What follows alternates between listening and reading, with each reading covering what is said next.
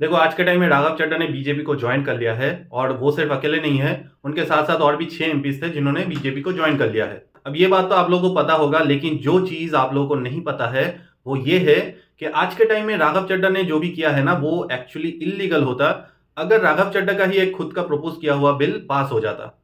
देखो, हमारे कॉन्स्टिट्यूशन में 10th शेड्यूल के अंदर एक लॉ आता है, जिसका नाम है एंटी डिफेक्शन लॉ।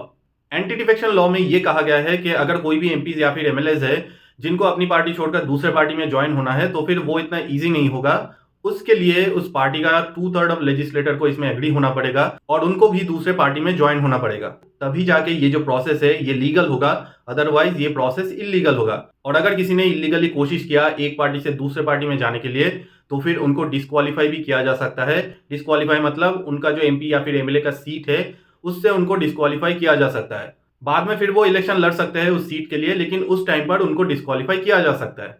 और ये जो डिसीजन है, ये एमपीज़ के लिए लोकसभा स्पीकर और राज्यसभा चेयरमैन लेते हैं और एमएलएज़ के लिए स्टेट असेंबली स्पीकर लेते हैं। लेकिन बात यह है कि 2022 में राघव चड्ढा ने एक बिल प्रपोज किया था और उसके अंडर में उन्होंने ये कहा था कि ये जो एंटी डिफेक्शन लॉ है, इसको और स्ट्रिक्ट बनाया जाए। ये जो 2/3 ऑफ मेजोरिटी का सीन है ना, इसको हटाकर 3/4 ऑफ मेजोरिटी कर दिया जाए। लेकिन उस टाइम पर ये बिल पास नहीं हो पाया और सोच के देखो, आज के टाइम में इसी वजह से राघव चड्ढा जो है वो लीगली बीजेपी को ज्वाइन कर पाए, क्योंकि उनके पास 2/3 ऑफ मेजोरिटी था, लेकिन 3/4 ऑफ मेजोरिटी नहीं था। मतलब अगर ये बिल पास हो जाता तो फिर उनको और भी एमपी चाहिए होता बीजेपी में ज्वाइन करने के लिए। अब वो अलग बात है कि उनको और भी एमपी मिलते या फिर नहीं मिलते, लेकिन आज के टाइम में यही सीन है, क्योंकि तब उनका जो बिल था वो पास नहीं हो पाया, इसी वजह से आज के टाइम में वो लीगली बीजेपी में ज्वाइन कर पाए।